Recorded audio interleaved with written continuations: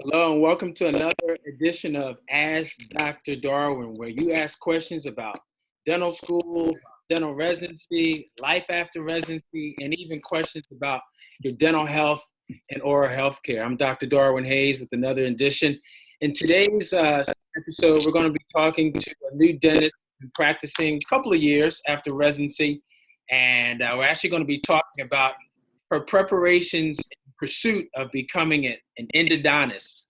For those of you that don't know what an endodontist is, it's a dentist who specializes in performing root canals. I know that word root canals probably drives a lot of people crazy, but their goal is to save as many teeth as possible so you don't have to have teeth taken out of your mouth and your jaw. So we're actually going to be talking today to one of my former residents, Dr. Danielle Bokhour, who is going to be sharing her strategies and preparations and tips from her pursuit of endo residency. So Dr. Bokhour, thanks for joining me today. I appreciate your time, especially on a Sunday. My pleasure. Yes, I'm sure you have a very busy social schedule on Sunday, so we really appreciate your time and spending and sharing some tips and and some information about your experience about endo. So tell us a little bit about why endo. Why are you pursuing endo? Why is this a specialty that you're interested in? Well, during my GPR, I did a little bit of everything, every specialty, but I just was very interested in endo. I want to learn the science behind it, biology behind it, and I think pursuing a specialty education will really give me all the knowledge I need. Awesome. So, like I mentioned, you were a former resident at Bronx, Lebanon, and you did a GPR not only for 1, but actually 2 years. You were a chief resident. So, share with us a little bit about why you think having a GPR is beneficial, especially when you're pursuing a specialty program. It's definitely beneficial, I found, because you get more experience than someone coming straight out of dental school. You've done more procedures, you can be confident that this is a specialty for you, because when you come out of school, you've only done a little bit of each specialty, so getting more experience really helps set the standard for what you want. Awesome. So take us through a little bit about over the last year or so, how you've been preparing for the application and the actual interview, because we're going to talk a little bit more about how your interview went recently. So just kind of walk us through how you've been preparing over the last year or two with your application. Well, most of the applications are through the PASS program online. So before it opened up, I worked on my resume. I took some CE courses to see if this was really what I was interested in. And once PASS opens, the interviews are given on a rolling basis. So it's really important to get your application out as soon as possible. So before the PASS even opened, I prepared my resume. I asked for recommendations. It's especially important to get a recommendation from a specialist, because if you've worked with a specialist, it shows that you're interested and they can vouch for you a little more. Also, I started working on my personal statement. I thought about why I wanted to pursue the specialty, and I really put that out there in my personal statement as well. So that was preparing for the application. For the interview, the way I prepared for that is I had a general idea of some questions that would be asked, and I really prepared my answers. I spoke to previous residents of the programs, because I went to NYU, and I knew some residents who were in the endodontics program there, so I spoke to them and heard about their experiences and their interview process, so that definitely helped. if you don't know much about the program, I really recommend researching the program, because you can find out what they expect of their residents and some of the procedures they do. Right. Yeah. Also, program directors of the GPR, they have guided past applicants, and they have an idea as well, so that could be helpful. Okay. So it sounds like you had a full assault as far as getting or a full menu of ways to kind of get prepared for the application and putting your application together. You mentioned, getting information from GPR faculty, also from getting information from maybe current or past endodontic residents as far as getting more information. They can kind of help you get more information about specific programs, which is a great tip, great strategy. I also mentioned to a lot of people that are pursuing endo to go to the endo meeting. Every year there's an endo meeting. There's at least one national or annual endo meeting, and that's a great opportunity to go not only to meet current residents and programs, but also so that you can get a chance, maybe meet some program directors and get some FaceTime so that you can meet them, you can shake their hand, get a business card or something like that, because especially with endo, there's just so much, there's a high interest level of people pursuing and applying to the program that lots of times you're just a number, or you're just a stack, one of the stack of many applications. But having that FaceTime with the program directors and people that you meet, you tend to what I call get yourself out of obscurity. You get to be a little bit more known besides just a stack or another resume or another CV or another application. So I don't know if you've had a chance to do that, but I know some of your other colleagues applying for the program have a chance to do that too. I actually, unfortunately, didn't, but I definitely recommend it for people applying. Yeah. So that's good. That's good. So anything, what's your feeling about as far as preparing for the interview or just preparing for the specialty overall? How do you feel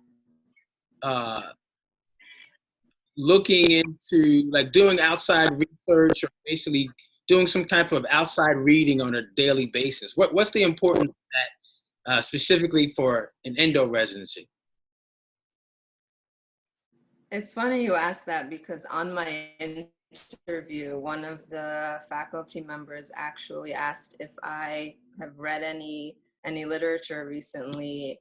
I do think it's important to do that, because the interviewees like to know that you're keeping up with the specialty, and that it shows that you are really showing interest. So it's definitely a recommendation of mine, to keep up with the literature and read articles and be able to have discussions about them. Yeah, it's you'll be surprised. I mean, you're not the first candidate I've talked to where that has taken place. Recently, there was a candidate that applied to oral surgery, and she had mentioned that the same thing. They had asked her about a couple of items in a recent journal, and luckily she had done some research and had been following that particular magazine, and she could speak a little bit more about it. So I think that helps your candidacy a lot. You're able to cross-reference things that are already in the profession or in that specialty, and you're able to have some kind of dialogue in the interview. So that's good. That's good. So speaking about the interview, you had one this past week, right? Yeah.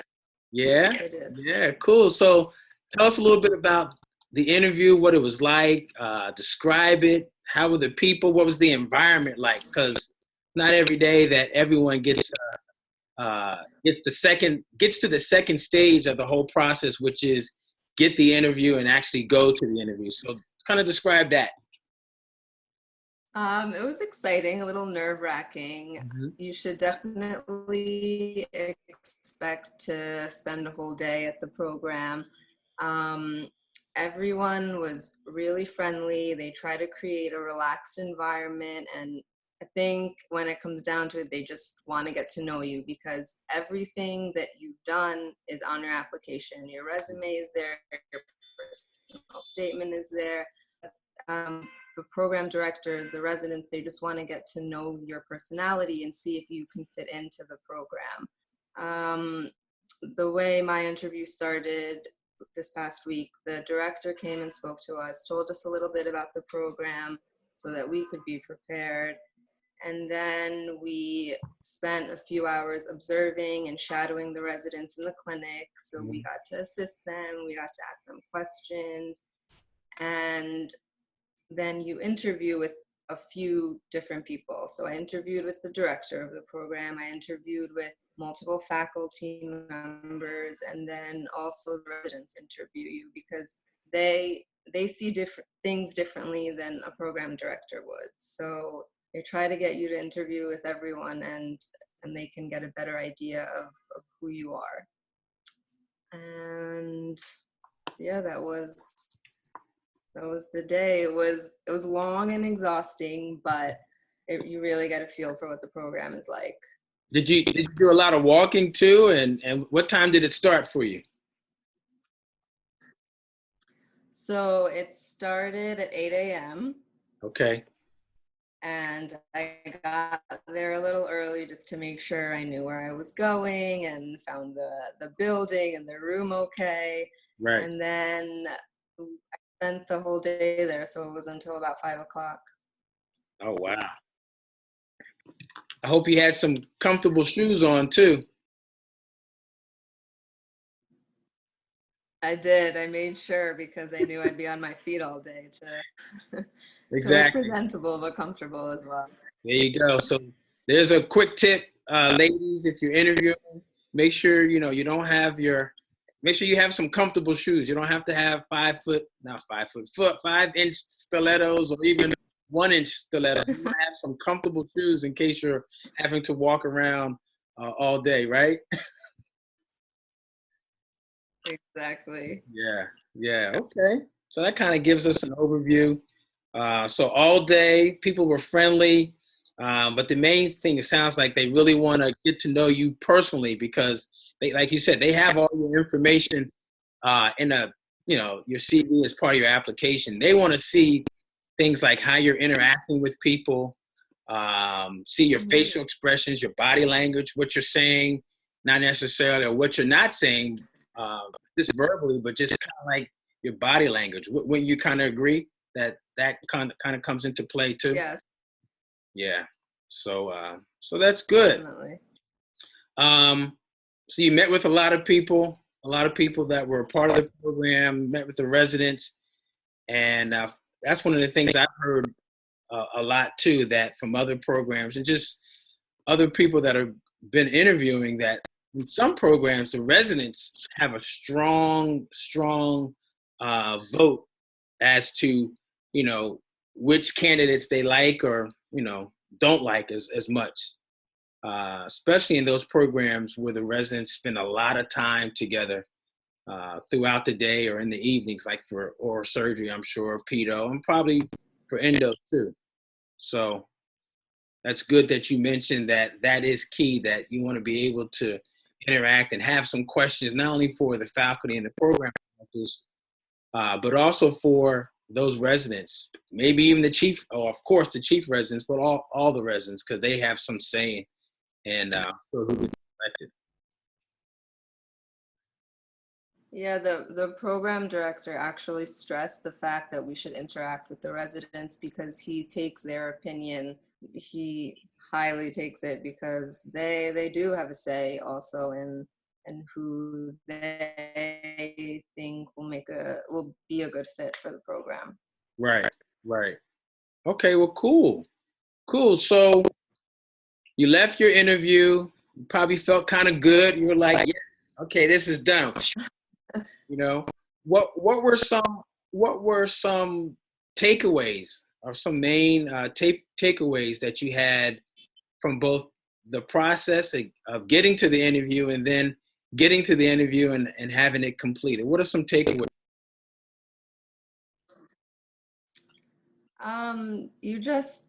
You want to be yourself. Like I said, all your credentials are in your application. So they want to get to know you.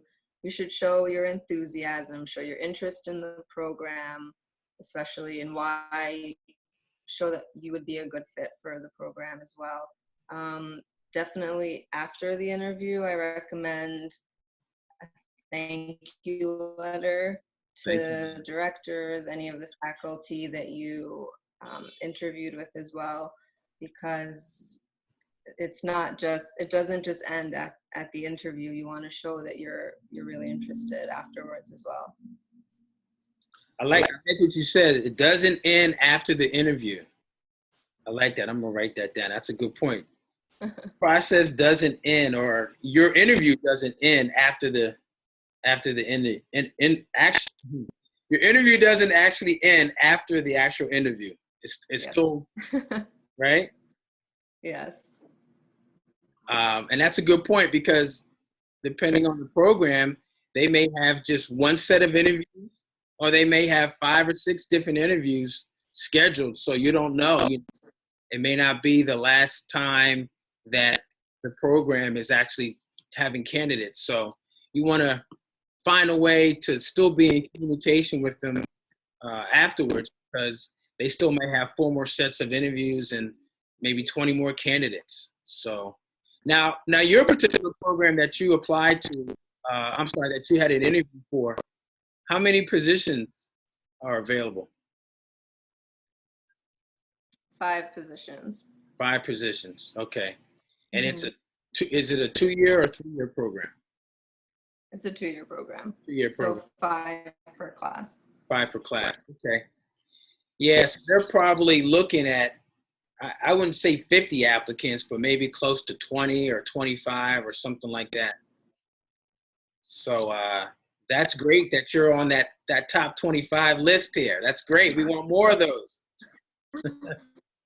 So that's good. Some progress, yeah. Yeah.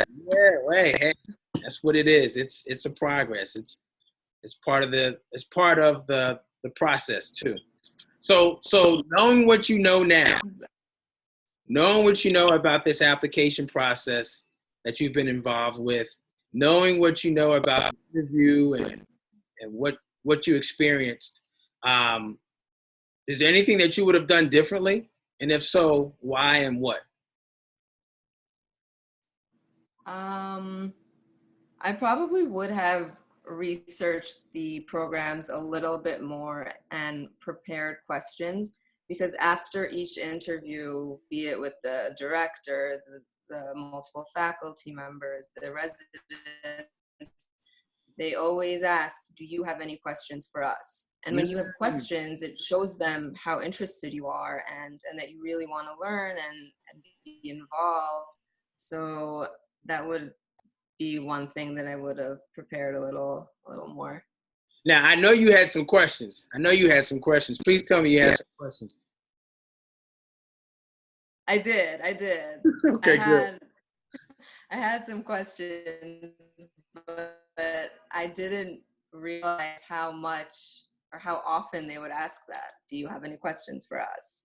So I'm glad I had some prepared, but I think I would have had more prepared. Yeah, it sounds like that was maybe a screening tool, kind of maybe have them, something that they were using to kind of engage or determine how, if you or the other candidates really did some other deep diving research into the program, or had some questions. So, okay, that's good. What else? What else would you have done differently, knowing what you know now?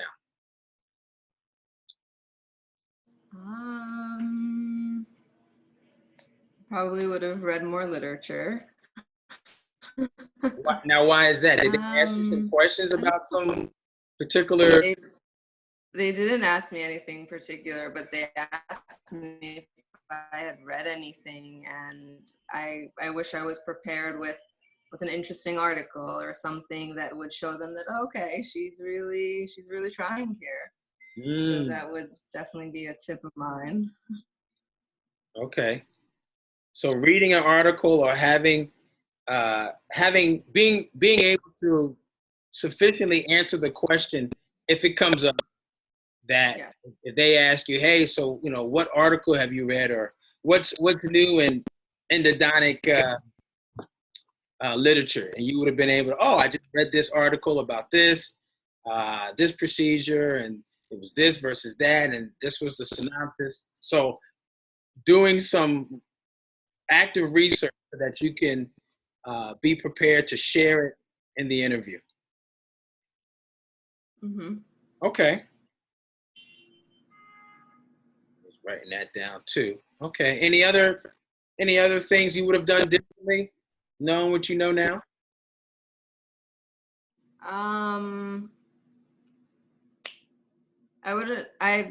What I recommend, I did this, is getting your application out as soon as possible, because this isn't my first time applying. And the first time I applied, I got my application out at the deadline. So August 1st was the date, and I got my application out a few days before then. But this time around, I got my application out maybe a week or two after it opened, and the interviews came in on a rolling basis. So I was glad that I had interviews before the August 1st deadline. So that definitely helped. So when you said a week after it opened up, when did it open up for Endo? I believe it was in May. Ooh. I'm not sure exactly when. Ooh, that's early. May or June. May, okay, late May, early June. Okay. Yeah. Yeah. And for your particular interview, for your program that you just interviewed at, do you know if you were were you part of the first set of interviews, or do you know? I was actually the second set of interviews. Second set. So there you go, guys. There you go. You've got to do to get an interview early, to be even considered for an interview. You got to get your application in early. The early bird catches the interview worm, so to speak. So that's a good thing. So that kind of leads us into some tips and some pearls, which it sounds like you've already started to share with us as far as getting that application done early, so that you can because that affords you the opportunity to be on that interview list very early also. What other tips or pearls could you share with other new dentists that are applying to Endo? I mean, if you get an interview, it's definitely important to see what the program is like, because they're interviewing you, but you're also interviewing them. You want to see if the residents are happy and if what you're looking for the program has. Like, you want to see how much clinical work there is versus didactic, because each program is different. For Endo, you want to see how many procedures the residents do. It's really important to talk to the residents and get a feel for the program as well. Okay, yeah, that's definitely, because lots of times that information is not available on the website, or is not part of the pass application or any other website. So you're right, diving in and asking those specific questions to the chief residents or the residents that are there, and that's also a question that you could ask when they ask you, do you have any questions? And you can, there's your list. You just open up your page and yeah, I sure do. Hold on. Number 1, and you just go right into your list. So to ask about the procedures. So that's good. Any other tips? Just be engaged when you get an interview. Be excited, enthusiastic. Yeah, that's about it. Be engaged, enthusiastic. Smile. Smile, yes. They love This is acronym I call ASAP. Always smile at people. ASAP. Always smile at people. So yeah, smile and be engaged, be enthusiastic, ask a lot of questions, ask specific questions about the program, go a little bit deeper into like the procedures. I'm sure they probably go over time off, or if you have a research project, if you're allowed to go to the endo meeting, who goes first year, second years, you know, all that type of stuff. Yeah, they went over all that. I'm sure. Wow. So it sounds like you had a great experience. Yes, we'll see. We'll see. We'll see. Any other upcoming interviews scheduled yet, or are you still waiting? Nope, still waiting. Still waiting? Okay. And you applied to how many programs? Between 5 and 10. 5 and 10. Okay, it's a good number. Yeah. It's a good number. Yeah. So if it's 10, you got 10% so far. So all right, we'll work on that. Work on that number. Or if it's 5, I've had 2 interviews. What's that? I said I've had 2 interviews, so. Oh, okay, 2. 20%. 20%. There we go.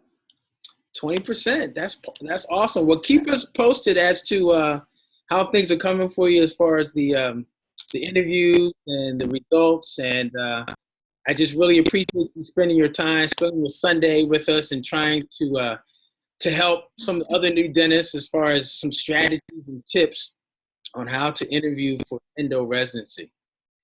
So, hey, thanks so much, Dr. Bokhour. We appreciate you. And like I said, keep us posted on how you make out. Okay? All right. Sounds good. Thank you. You're welcome. Say, everybody, so thanks so much. Thanks to Dr. Bokhour for sharing that information. If you too have questions or some topics that we'd like to cover, just send me an email at newdentistcoach@gmail.com. You ask the questions, we'll get them answered for you. Take care. Have a great week, and talk to you soon. Thanks again, Doc. No problem. Bye. Bye.